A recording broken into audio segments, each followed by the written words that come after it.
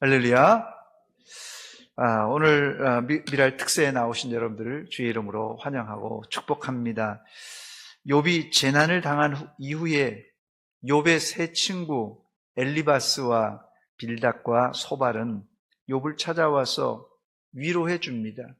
그 먼 길에서 멀리서 이 욥을 찾아와 일주일 동안이나 아무 말하지 않고 욥이 지금 고난당하는 현장에 같이 땅바닥에 이제 주저앉아서 티끌을 무릅쓰고 머리에 뒤집어 쓰고 이 고난의 현장에 같이 앉아주는 친구, 정말 의리 있는 친구입니다. 어려울 때 찾아와서 도와주는 친구, 이게 진짜 친구입니다. 여기까지는 좋았는데 일주일 후에 욥이 입을 열면서 욥과 욥의 친구 사이에 팽팽한 긴장감이 돌면서 논쟁이 시작됩니다. 욥이 일주일 만에 내뱉은 첫 마디가 뭡니까? 자기 생일을 저주하는 말이었습니다. 욥기 3장 1절 말씀에 보니까 그 후에 욥이 입을 열어 첫 번입니다. 일주일 후에 첫 번째 열었던 말이 자기의 생일을 저주하니라 그랬습니다. 차라리 내가 태어나지 않았더라면 이라는 탄식입니다. 그러자 차례로 엘리바스, 빌닷, 소발이 욥을 공격하기 시작했습니다. 욥은 지금 극도로 고통스러운 상황인데 세 친구는 차례대로 이 욥을 향하여서 욥, 네가 당한 고난은 죄 때문이다 라고 회개할 것을 촉구하며 욥을 꾸중하고 있습니다. 그러면서 회복할 방법까지 욥의 친구들이 욥에게 친절하게 일러주는데, 네가 회개만 하면 내 시작은 미약하였으나 내 나중은 창대하리라, 이런 충고를 들려주었어요. 또 소발의 충고는 뭡니까? 욥기 11장 13절로 15절을 보니까 만일 네가 마음을 바로 정하고 주를 향하여 손을 들 때 내 손에 죄악이 있거든 멀리 버리라. 회개하라는 거예요. 내 손에 죄악이 있거든 멀리 버리라. 불의가 내 장막에 있지 못하게 하라. 그리하면 내가 반드시 흠없는 얼굴을 들게 되고 굳게 서서 두려움이 없으리라. 이렇게 회개만 하면 내 장래는 다시 회복할 것이니 걱정하지 말고 회개하라는 촉구입니다. 그러나 욥은 소발의 충고를 듣지 않고 회개하지 않고 도리어 자기 주장만 펼쳐 나갑니다. 본문 1절과 2절 말씀입니다. 욥이 대답하여 이르되 너희만 참으로 백성이로구나. 너희가 죽으면 지혜도 죽겠구나. 너희만 참으로 백성이로구나. 무슨 말입니까? 이 구절을 세번역 성경에 보니까 지혜로운 사람이라고는 너희밖에 없는 것 같구나. 지혜로운 사람이라고는 너희밖에 없는 것 같구나. 너희가 죽으면 지혜도 너희와 함께 사라질 것 같구나 했어요. 즉 너희만 지혜롭냐라는 이런 반박입니다. 그러면서 욥은 본격적인 반론을 펼치는데 본문 3절에 보니까 나도 너희같이 생각이 있어. 너희만 못하지 아니하니 그 같은 일을 누가 알지 못하겠느냐. 이 말이 무슨 말입니까? 욥의 세 친구들이 했던 윤리도덕적으로 하자가 없고 인가율 공식에 들어맞는 말은 욥도 익히 잘 알고 있는 말이란 뜻이에요. 다른 말로는 나도 그런 거 잘 알고 있으니 번데기 앞에서 주름 잡지 말라는 반박입니다.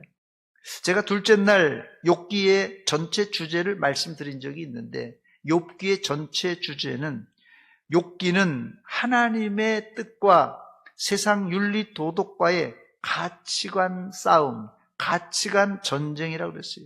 다시 말씀드립니다. 욥기의 전체 주제는 하나님의 뜻과 세상 윤리 도덕과의 이 가치관 싸움, 가치관 전쟁입니다.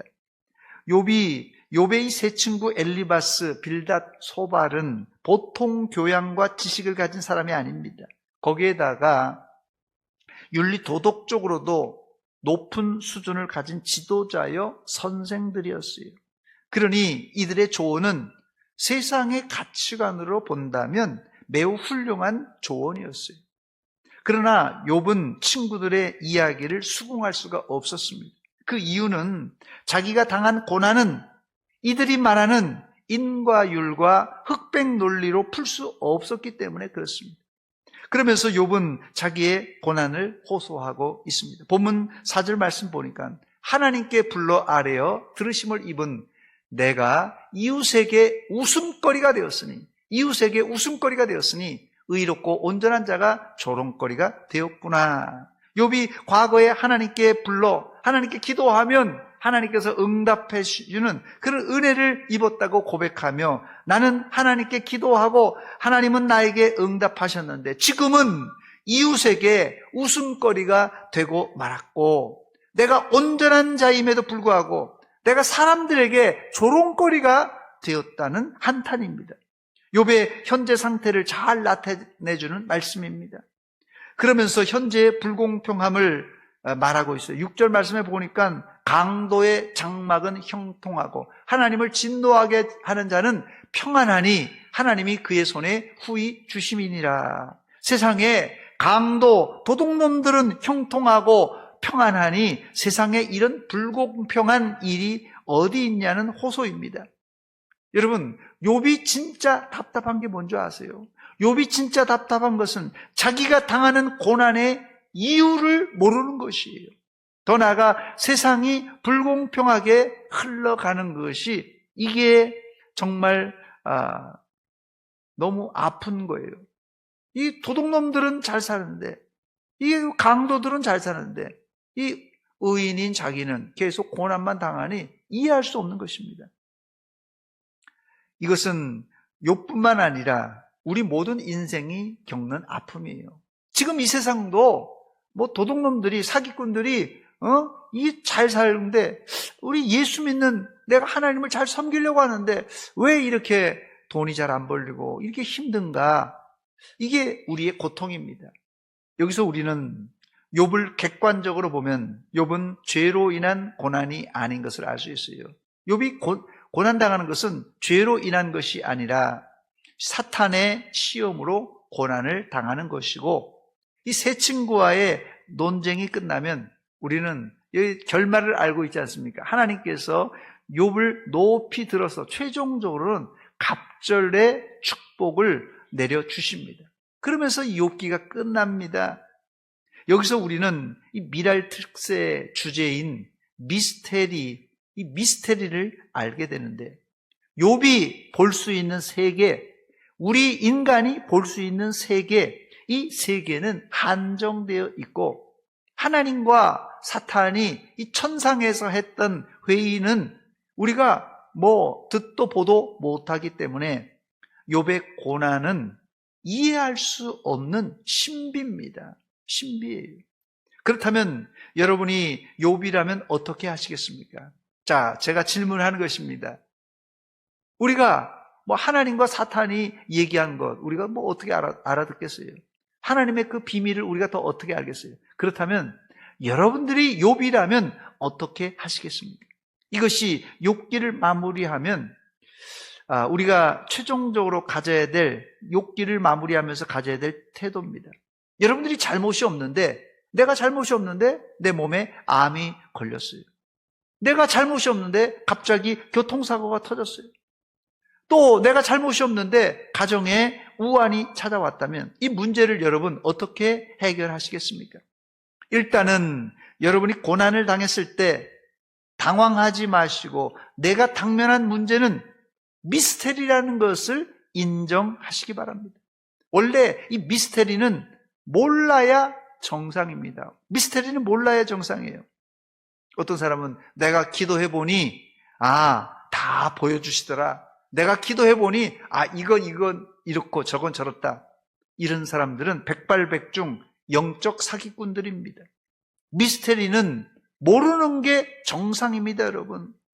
욥이 모르는 것이 영안이 어두워서 미련해서가 아니고 지극히 정상인 상태라는 것이에요. 문제는 정상이지만 답답한 게 문제입니다. 왜 나에게 이런 고난이 닥쳤는가? 사실 욥기 뒤에 가도 하나님은 속 시원하게 욥에게 사탄이 이래저래 해서 네가 시험을 당한 것이라고 명확하게 설명하지 않고 하나님께서 이유 없는 질문만 계속 욥에게 퍼붓습니다. 그래서 제가 이 욥기를 강해하면서 발견한 진리 중에 하나가 미스테리는 너무 알려고 들지 말고 예수님의 어머니 마리아가 가졌던 자세를 가졌으면 좋겠어요. 예수님의 육신의 어머니 마리아가 가졌던 자세가 뭡니까? 누가복음 2장에 예수님이 12살 난 해에 6월절에 예루살렘 성전에 올라갔다가 돌아오는 길에 이 아이 예수님을 이 부모들이 잃어버리고 맙니다. 요셉과 마리아는 다시 예루살렘으로 돌아와 사흘째 이 성전에서 아이 예수님을 만나게 됩니다. 그러면서 부모가 이 예수님을 꾸중합니다. 우리가 너 때문에 얼마나 고생 많았는 줄 알았냐? 얼마나 너를 찾았는지 아느냐? 그러자 예수님은 누가복음 2장 49절로 51절에 뚱딴지 같은 이야기를 합니다. 예수께서 이르시되 어찌하여 나를 찾으셨나이까? 내가 내 아버지 집에 있어야 될 줄을 알지 못하셨나이까 하시니 그 부모가 그가 하신 말씀을 깨닫지 못하더라. 그러면서 어떻게 반응합니까?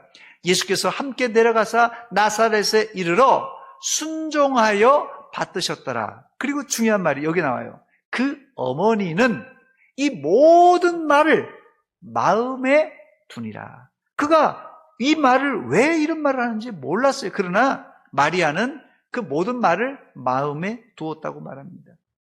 이게 이유 없는 고난을 당한 우리들이 취할 태도예요. 우리도 고난의 이유를 모르는 게 허다합니다. 우리가 고난을 모를지라도 이 마리아의 태도를 취해야 됩니다. 고난 당한 사람을 위로하러 가면 제일 많이 하는 말이 왜 나에게 이런 질병이 걸렸고 왜 우리 가정에 이런 우환이 생겼습니까? 목사님, 그 이유가 무엇입니까? 하고 목사에게 질문하는 사람들이 많습니다.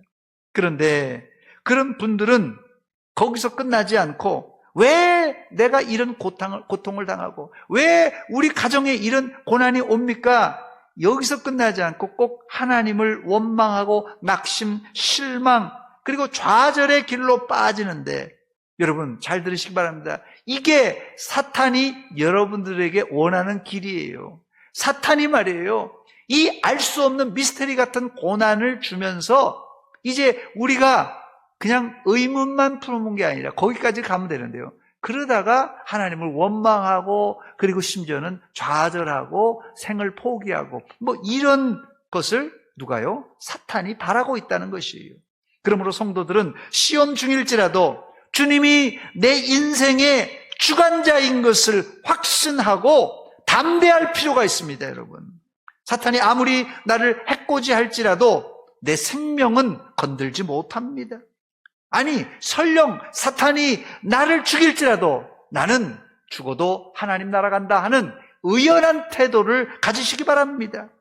그러면 머지않아, 오래지 않아 하나님께서 여러분들을 욥처럼 복권시켜 주시고 갑절의 축복을 내려주실 줄 믿습니다. 다행히 욥은 하나님의 최후의 공정한 심판을 믿었어요. 본문 16절 말씀 보니까 능력과 지혜가 그에게 있고 속은 자와 속이는 자가 다 그에게 속하였으므로 속은 자나 속인 자나 다 그에게 하나님께 속하였다는 것이에요. 무슨 말입니까? 하나님은 능력과 지혜의 신이라서 속은 자와 속이는 자를 다 알고 그들도 하나님의 손바닥 안에 있다는 말입니다. 욥은 자신은 알지 못하지만 하나님은 이런 능력이 있기 때문에 마지막에는 명명백백하게 드러날 것을 확신했습니다. 본문 17절로 25절의 내용이 길어서 제가 요약을 하면 이런 내용입니다. 이 본문 17절로 25절 내용이 하나님은 세상에서 똑똑하다, 성공했다는 모사, 재판장, 왕, 제사장, 권력 있는 자, 귀인들, 강한 자들. 이게 소위 얘기하는 세상에서 성공했다는 사람이에요. 똑똑한 모사, 재판장, 왕, 제사장, 권력 있는 자, 귀인들, 강한 자들, 이 모든 성공한 자, 잘난 자들을 하나님께서 어떻게 하시겠냐고 말하냐면요, 벌거벗겨 끌고 가시고 어리석은 자가 되게 하시고 넘어뜨리겠다고 말하고 있습니다. 여기에 욥의 친구들도 포함될 거예요. 아마 욥은 확신하고 있었습니다. 나는 하나님이 보호하시고 또 성공했다, 지혜롭다고 떠드는 너희들은, 그러니까 이 욥의 친구들처럼 나는 하나님이 보호하시고 성공했다, 지혜롭다고 떠드는 너희들은 하나님이 그냥 빨가벗겨서 벌거벗겨 끌고 갈 것을 확신하고 있었습니다. 어디서 욥은 이런 배짱이 생긴 것입니까? 지금 자신의 처지를 보면 택도 없는 이야기입니다. 사실 세상은 결과를 말합니다. 세상은 뭐로 말한다고요? 세상은 결과로 말합니다. 이게요, 좀 조심해야 될 게 있어요. 이게 90%는 맞는데 안 맞는 10%가 문제예요. 세상은 결과로 말합니다. 지금 잘 살고 지금 건강한 것은 잘난 놈이고 지금 고난당하고 지질이 못 살면 실패한 인생이라고 너무 쉽게 단정하는 거예요. 결과로 말하는 거예요. 이런 시각을 버려야 됩니다. 우리가 지나가는 노숙자, 지금 거지가 여기 앉아 있어요. 노숙자나 허름한 사람을 보고 여러분들이 어떻게 판단하고 정죄하십니까? 그 허름한 사람, 이게 노숙자니까 우리가 저 사람은 저래서 못 살고 저래서 그렇다, 판단과 정죄를 쉽게 할 수 있는데, 여러분 잘 들으시기 바랍니다. 부잣집 앞에서 떨어지는 음식으로 배불리 먹던 거지 나사로는 세상 사람들의 시각에는 실패자예요. 거지예요.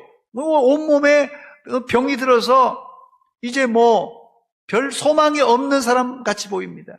그러나 하나님은 나사로를 하나님의 품에 안아주었습니다. 이번 특세에 여러분의 눈이 욥의 친구들의 시각이 아니라 하나님의 주권을 인정하는 세계관으로 바뀌시기를 주의 이름으로 축원합니다. 욥기는 거의 결말까지 욥과 세 친구의 팽팽한 논쟁으로 이어져서 보통은 욥기를 읽으면 사람들이 아이고 욥기는 지루하다, 또 욥기는 또 한 말 반복하고 그래서 어렵다, 이렇게 일축해버리는데, 물론 욥과 세 친구의 발언이 반복되는 것이 사실입니다. 그러나 반복하지만 이 내용이 제가 뭐라 그랬습니까? 운율을 품고 있어서 결코 지루하지 않고 새롭습니다. 매번 구절마다 새로워요. 또 여러분이 욥과 세 친구의 논쟁 한복판에 서서 이 이야기를 듣는다고 가정해 보시면 참 굉장히 흥미롭고 어떨 땐 이건 내 얘기라 생각이 들고 공감이 되면서, 또 어떨 때는 이 욥의 친구들의 이야기를 들으면 한숨이 나오고 탄식이 나오기도 할 것입니다. 이렇게 욥기를 읽어야 욥기를 제대로 이해할 수가 있습니다. 오늘 말씀을 마치며 기도 제목을 잡아보려고 합니다. 욥의 고난은 과거 이야기가 아니라 현재도 진행되고 있습니다. 그 이유는 사탄이 숨어 있지만 계속 욥의 친구 같은 윤리 도덕적인 선생들을 훈련시켜서 믿음의 사람들을 계속 괴롭히고 있기 때문에 그렇습니다. 그러므로 욥기는 큰 틀에서는 아까 말씀드린 대로 가치관의 전쟁, 또 사탄이 이제 수작을 부리기 때문에 영적인 전쟁을 알고 읽어야 제대로 읽을 수 있습니다. 또한 이 욥기는요, 실질적인 의미에서는 이 규범적인 지혜가 아닌 반성적인 지혜로 읽어야 인생의 미스테리 같은 고난을 이길 수가 있습니다. 이번 기회에 여러분들에게 당면한 인생의 미스테리를, 첫째는 욥의 인내로 잘 견디고 이기시기 바랍니다. 두 번째는 하나님이 내 인생을 주권적으로 붙들고 계심을 믿음으로 이겨내시기 바랍니다. 더 나아가 모든 것이 합력하여 선을 이룰 것을 바라보며 이기시기 바랍니다. 또한 최종적으로는 여러분들도 욥이 받았던 갑절의 축복을 받아 누리시며 또 그것을 기다리며 이 욥기를 읽어 나가시기 바랍니다. 물론 우리의 신앙의 목표가 갑절의 축복은 아닙니다. 그러나 하나님은 반드시 고난 중에 인내하는 우리에게 갑절로 갚아 주실 줄 믿습니다. 같이 우리 기도 제목을 제가 나누겠습니다. 오늘 특별히 수능 날입니다. 고사장에서 평안한 마음으로 우리 학생들이 실력 발휘를 잘 할 수 있도록 14명의 수능생들을 위해서 기도해 주시기 바랍니다. 강민정, 김찬영, 김학진, 노석균, 도혜찬, 문희찬, 박태랑, 양혜슬, 이도현, 정기영, 조준희, 진서현, 최예주, 한민서 14명의 학생들을 위해서 기도해 주시기 바랍니다. 두 번째는 인생의 미스터리의 이유를 알려고 하지 말고 인내로 승리하게 하옵소서. 세 번째는 고난당하는 자들을 위해서 기도합시다. 우리 주변에 고난당하는 자들, 특별히 장기 환자들을 위해서 또 전쟁으로 지금 러시아, 우크라이나, 이스라엘과 하마스 전쟁으로 고난당한 자를 위해서 기도합시다. 네 번째는 다음 주일이 추수감사절입니다. 추수감사 큰 잔치입니다. 우리가 큰 감사로 하나님께 영광 돌리게 하옵소서. 다섯 번째는 다음 주에 태신자를 작정하려고 합니다. 내 마음에 태신자를 작정하고 이름을 기억하고 또 기도하게 하옵소서. 여섯 번째는 1040 중장기 발전을 통한 교회 부흥이 일어나게 하여 주시옵소서. 마지막 일곱 번째는 개인 기도입니다. 여러분의 가정을 위해서, 자녀들을 위해서, 부모님을 위해서, 형제들을 위해서 여러분의 개인적인 기도에 놓고